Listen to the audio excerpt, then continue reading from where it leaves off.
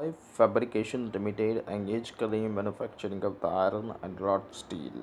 Company जो है वो प्रोसेस कर रही है फाइनलाइजेशन ऑफ द अकाउंट जो ईयर एंड कर रहा है 31 मार्च 2022। उसको एडवाइस चाहिए किसकी फॉलोइंग इश्यू के रिलेटेड में जो लाइन करेगा प्रोविजन ES-29 के हिसाब से 1 अप्रैल 2019 को कंपनी इंस्टॉल करेगी एक बहुत ही बड़ा फर्नेस उसके प्लांट में।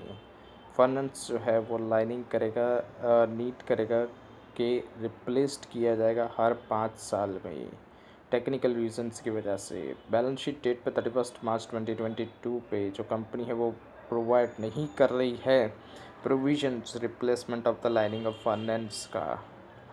तो प्रोविजंस को रिकॉग्नाइज करना पड़ता है जब एंटरप्राइज का प्रेजेंट ऑब्लिगेशंस अराइज होता है पास्ट इवेंट्स या तो ऑब्लिगेशंस से। गिवन केस के अंदर कोई प्रेजेंट ऑब्लिगेशंस नहीं है पर फ्यूचर है, इसलिए कोई प्रोविजन को रिकॉग्नाइज करने की ज़रूरत नहीं है ES-29 के हिसाब से। जो cost of replacement of the lining of the funds है वो रिकॉग्नाइज नहीं किया जाएगा एज अ प्रोविजन। क्यों? क्योंकि वो तो फ्यूचर ऑब्लिगेशन है। लीगल रिक्वायरमेंट भी नहीं है कि कंपनी जो है वो प्रोविजंस बनाए कॉस्ट ऑफ रिप्लेसमेंट के लिए भी। क्यों? क्योंकि कोई प्रेजेंट ऑब्लिगेशन नहीं है। इवन जो इंटेंशन है जो इनकर्ड की जाती है एक्सपेंडिचर जो डिपेंड करेगा कंपनी के डिसीजंस पे कि कंपनी कंटिन्यू रखेगी ऑपरेशंस फर्नेस का या तो रिप्लेस करेगी लाइनिंग को। एक केस फाइल कर दिया गया है कंपनी के अगेंस्ट में कंज्यूमर कोर्ट में। नोटिस के अंदर हमको पेनल्टी 50 लाख रुपए की भरने की आ रही है। कंपनी ने एक लॉयर को अपॉइंट किया गया है जो डिफेंड करेगा केस को, जिसकी फीस है 5 लाख रुपए। 60% उसकी फ़ीस है वो पेड की जाती है एडवांस के अंदर, एंड रेस्ट जो है 40% वो पेड की जाएगी जब फाइनलाइजेशन हो जाएगा केस का। देयरफॉर इस वजह से 70% चांसेस है कि पेनल्टी जो है वो नहीं ली जाएगी। ES-29 जो ऑब्लिगेशंस है प्रेजेंट ऑब्लिगेशंस है, वो जो ऑब्लिगेशंस है वो क्या है? प्रेजेंट ऑब्लिगेशन है जो बेस्ड करेगा एविडेंस जो अवेलेबल है इसका एग्जिस्टेंस बैलेंस शीट डेट पे होगा। That is more likely than not, मतलब होने की संभावना ना होने से ज़्यादा होगी। लायबिलिटी जो है वो प्रेजेंट ऑब्लिगेशंस है एंटरप्राइज के लिए जो अराइज कर रहा है पास्ट इवेंट से। जो सेटलमेंट है वो एक्सपेक्ट की जा रही है कि रिजल्ट होगा उसका आउटफ्लो, मतलब पैसा जाएगा, एंटरप्राइज का रिसोर्सेज जाएगा जो एम्बोर्ड करेगा इकोनॉमिक बेनिफिट, जिससे इकोनॉमिक बेनिफिट होगा। गिवन केस के अंदर 70% चांसेस है कि पेनल्टी जो है वो नहीं ली जाएगी। अकॉर्डिंगली उस वजह से जो अलॉय फैब्रिकेशन है उसको प्रोविजंस बनाने की ज़रूरत नहीं है पेनल्टी के रिलेशंस में। उसको डिस्क्लोज करना पड़ेगा कंटीजेंट लायबिलिटी कब? जब प्रोबेबिलिटी होगी आउटफ्लो की और वो रिमोट होगी। हाउएवर लेकिन फिर भी जो प्रोविजंस है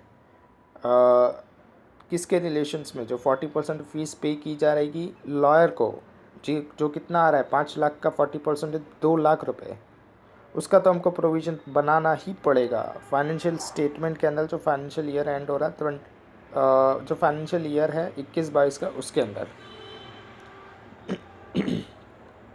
मतलब जो लॉयर को 40% की फ़ीस पे करनी है उसका हमको प्रोविज़न बनाना पड़ेगा जो कि आ रहा है 2 लाख रुपए। जो फाइनेंशियल ईयर जो हमारा फाइनेंशियल स्टेटमेंट जो है जिसका फाइनेंशियल ईयर है 21-22 उसके अंदर हमको बना के रखना पड़ेगा प्रोविजंस।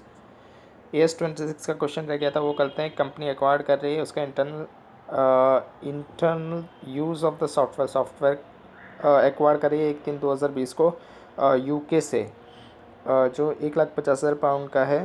एक्सचेंज रेट जो 1/3/2020 के दिन प्रिवेल कर रहा है वो कितना है? 100 रुपीज़ पर यूरो। जो सेलर है वो अलाउड कर रहा है ट्रेड डिस्काउंट 2.5%। अदर एक्सपेंस दिया गया है import duty 10%, additional import duty 5%, entry tax 2%, जो कि डिपार्टमेंट के पास से लेटर ऑन रिकवर हो जाएगा। मतलब ये इसका ITC जैसा बोलते हैं वैसा अवेलेबल है इसका। इंस्टॉलेशन एक्सपेंसेस जो है वो ₹1,50,000 है। प्रोफेशनल फ़ीस जो है वो कस्टम्स के रिलेशन में वो कितनी है? 50,000 का है। कंप्यूट करना है कॉस्ट ऑफ द सॉफ्टवेयर जो कैपिटलाइज की जाएगी रिलेवेंट ईयर्स के हिसाब से। तो कैलकुलेट करेंगे उसके अंदर परचेस कॉस्ट कितनी होगी सॉफ्टवेयर की 1,50,000 पाउंड होगी, जिसमें से लेस करेंगे ट्रेड डिस्काउंट 2.5%, 1,50,000 का करेंगे तो 3750 पाउंड आएगा। उसको लेस करेंगे तो कितना आएगा 1,46,250 पाउंड। कॉस्ट कितनी आएगी अगर 100 के हिसाब से देखते हैं तो 1,46,25,000।